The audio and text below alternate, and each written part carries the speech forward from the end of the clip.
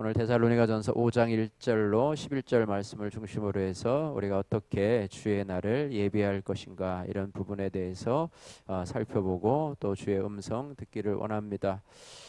첫째로 우리가 주의 날을 어떻게 예비할 것인가에 대한 첫 번째는요, 빛의 자녀로 주의 날을 고대하며 회개하는 삶을 살아야 합니다. 오늘 1절에서 5절 말씀인데요. 데살로니가 교회들은요, 데살로니가 교회 성도들은 주의 날이 예고 없이 갑자기 임할 것을 알고 있었지만은 여전히 그 때가 언제인지 또 그 시기가 언제인지 궁금했다고 하는 것입니다.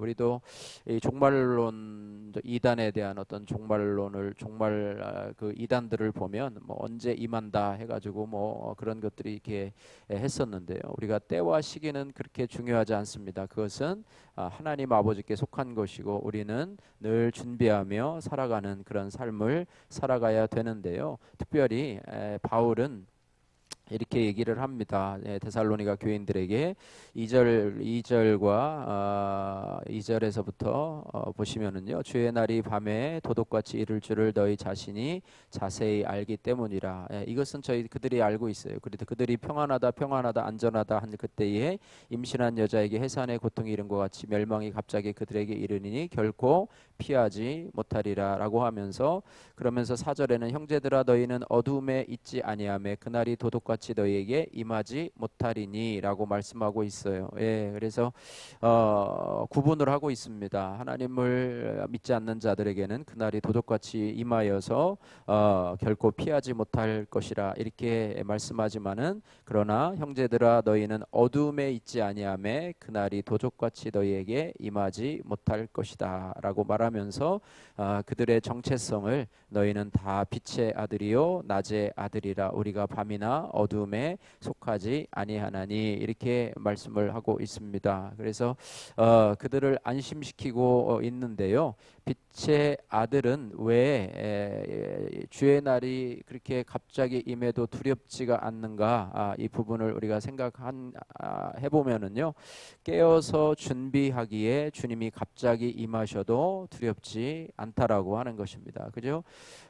주인이 그 종에게 그 집에 제반 업무를 다 맡기고 가지 않습니까? 내가 외국에 가서 있다가 올 터이니 이 집을 잘 관리하러 갔는데 어떤 종은 주인이 보니까 때가 돼도 잘 오지 않아요. 그러니까 어떤 종은 그렇게 하잖아요. 막 자기가 주인이 늦게 올 터니 자기 마음대로 하고 먹고 마시고 놀자 그러면서 주인이 언제 오겠느냐라고 하면서 방심하고 자기 마음대로 살아가는데요. 그러나 어느 날 갑자기 주인이 예상치도 못한 때에 오는데 술판이 벌어지고 막 바제 경작물 이런 거는 엉망진창이고 자기가 관리해야 될 종들은 막 흩어져 있고 막 이렇게 한다면 그날이 도둑같이 임하게 될 것이다. 그러나 주인 또 다른 종은 그 맡기고 간 주인을 잘 생각하면서 자신에게 맡겨준 일들을 차분하게 또 언제 올지 모르지만은 그러나 오늘 올 것처럼 늘 예비하면서 정결하게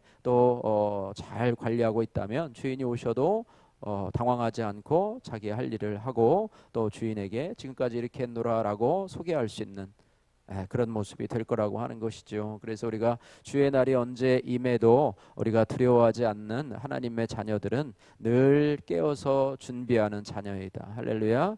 늘 깨어서 나에게 맡겨준 사명을 잘 감당하고 또 내가 죄 가운데 거하지 아니하고 하나님의 빛 가운데서 거하는 빛의 자녀들처럼 행하는 그런 모습이 있게 될 때에 성도에게 주의 날은 심판이 날이 아닌 구원의 날이고, 불신자들에게는 전혀 준비를 하지 않았잖아요. 천국이 어디 있어? 예수가 어디 있어? 뭐 구원이 어디 있어? 라고 하면서 이 땅에서 먹고 마시고 잘 사는 것이 제일 중요하지라고 하면서 영혼을 거의 준비하지 않고 구원을 준비하지 않은 자들은 그날이 호련히 임하리니 그들에게는 심판의 날이 될 것이다 이렇게 말씀하고 있습니다. 그래서 우리는 빛의 자녀로 살아야 돼요. 하나님이 나를 빛의 자녀로 부르셨다. 또 낮의 자녀로 불러주셨다. 우리가 하나님의 자녀이지만 우리가 말씀을 듣다 보면 내가 아직도 어둠 속에 있는 부분들을 하나님께서 말씀해 주시고 또 그것들을 돌이키라고 말씀해 주시는데요.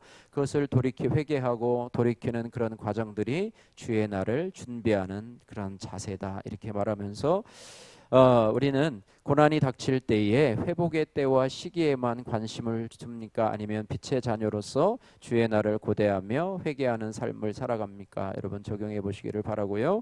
두 번째, 어떻게 주의 날을 예비할 것인가? 6절에서 8절 말씀인데요. 정신을 차리고 깨어 있으라 이렇게 말씀하고 있습니다. 6절에서 8절 말씀 같이 한번 읽겠습니다. 그러므로 우리는 다른 이들과 같이 자지 말고 오직 깨어 정신을 차릴지라.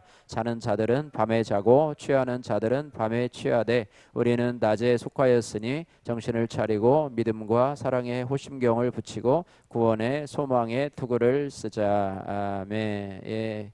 오직 깨어서 정신을 차릴지라. 자지 말고. 시편에 보면 그랬잖아요. 내가 사망에 잠을 잘까 두려워하나이다. 네. 그런 말이 있는데요. 깨어 있어야 된다. 우리의 영이 깨어 있어야 된다. 우리의 신앙생활이 깨어서 정신을 차려야 된다. 이렇게 말해요. 우리는 밤에 속한 자들이 아니라 낮에 속한 자들이다. 예, 낮에 속한, 어둠에 속한 자들이 아니라 빛에 속한 자들이다. 그래서 8절 말씀해 보니까 믿음과 사랑의 호심경을 붙이고, 여기서 호심경이라고 하는 것은요, 갑옷의 가슴 쪽에 호신용으로 붙이는 구리 조각을 호심경이라고 얘기를 하는데요. 좀 잘 안 쓰는 말인데 너무 어려운 단어인데 호심경.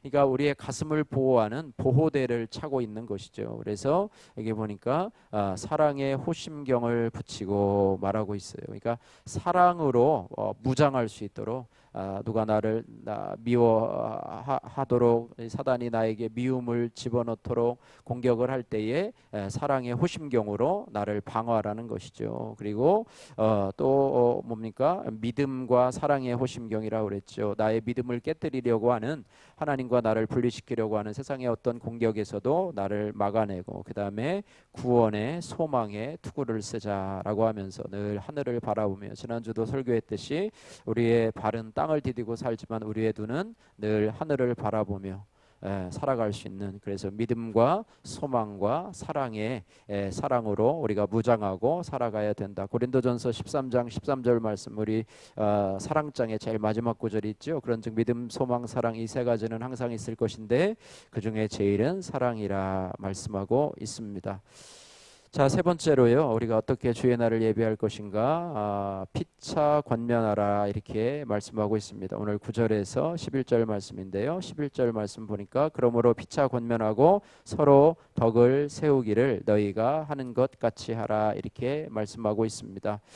예, 고난이 올 때요, 하나님이 나를 벌하려고 택하셨다라고 부르면서 원망하는 사람들이 있습니다. 예, 어떤 사람들이 고난을 당하면은요, 네가 벌 받아서 그런 거야라고 하면서 마치 욥의 친구들이 욥에게 공격하듯이 그렇게 하는 경우가 있어요. 막 상대방에게 비수를 꽂는 뭐 그런 경우 있어요. 뭐 옳은 말일 수도 있지만은요, 비수를 꽂는 그런 말들이 있어요. 그러나 하나님은요, 우리에게 주시는 고난의 이유들을 우리 성경에서 보면은요, 이미 받은 구원을 넘어서 주의 날까지 이루어갈 구원을 위해서 사랑의 징계로 우리를 양육하시는 하나님이십니다. 고난을요, 무슨 심판으로 또 벌로 채찍질로 보기보다는 우리를 양육하시는 하나님. 할렐루야.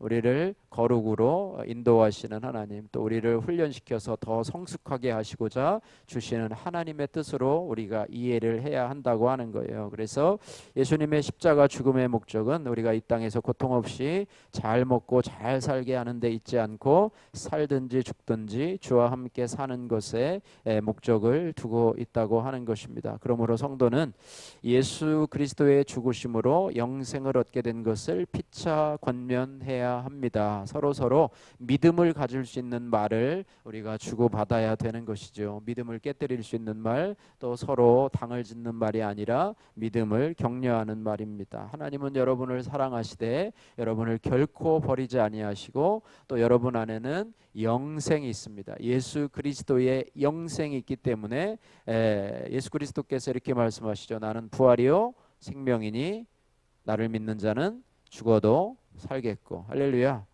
죽어도 살겠고. 왜냐하면 내 안에 영생이 있기 때문에 그렇습니다. 세상이 나를 해한다 할지라도 나는 영원한 생명을 가지고 있음을. 그래서 서로 피차 권면하고 또 피차 위로해야 한다, 이렇게 말씀하고 있습니다. 그래서 하나님은 사랑으로 징계하시고 양육하시는 하나님, 또 피차 권면해서 우리 안에 영생이 있음을 서로 권면하면서 사랑으로 보듬어가는, 특별히 여러분의 속으로 가운데서도 그런 은혜가 있기를 원합니다. 서로 권면하며 위로하며 또 나에게 주신 고난을 여러분 하나님의 양육으로 소개하면서 그런 고난을 겪고 있는 자들을 위로하고 격려할 수 있는 그런 은혜가 있기를 주님의 이름으로 축복합니다.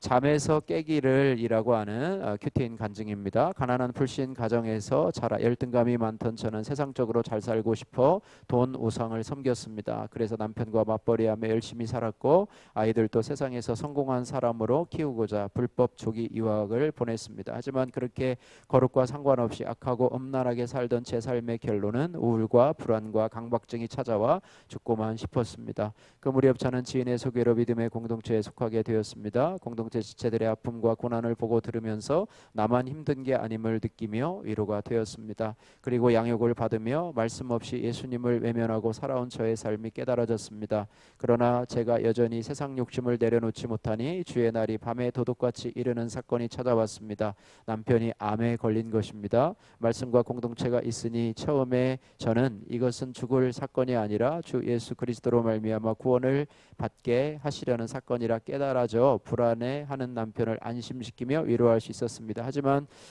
남편은 암이 계속 재발해 수술을 10번이나 받아야 했고 그런 상황에서 코로나19까지 겹치니 남편과 저는 지치고 낙심이 되었습니다. 이후로 저는 남편이 낫게 되는 그때와 시기는 언제입니까? 라고 생각만 하며 암치료와 전원생활과 관련된 세상 지식과 인터넷 동영상에 빠져 세상에 취해 있었습니다. 그러다 오늘 말씀을 묵상하며 제가 얼마나 밤과 어둠에 속한 자인지를 깨닫게 되었습니다. 과거 술과 담배, 기름진 음식으로 몸을 해롭게 한 남편을 탓하는 마음, 저의 머리인 남편에게 복종하지 않고 판단하는 마음을 주님 앞에 회개했습니다. 저희 가정에 임한 남편의 암 사건은 우리를 주님과 함께 살게 하시려는 하나님의 구원의 사건임을 다시금 기억하며 감사하겠습니다. 더 이상 낙담과 불안으로 잠자지 않고 빛의 자녀로 깨어 사랑과 섬김으로 남편을 권면하고 덕을 세우기를 소망합니다. 적용의 말씀입니다. 남편이 인터넷 동영상을 지나치게 오래 볼 때 잔소리 대신 기도하겠습니다. 남편에게 힘든 고난을 잘 견뎌줘서 고마워요라고 말하겠습니다. 기도하겠습니다.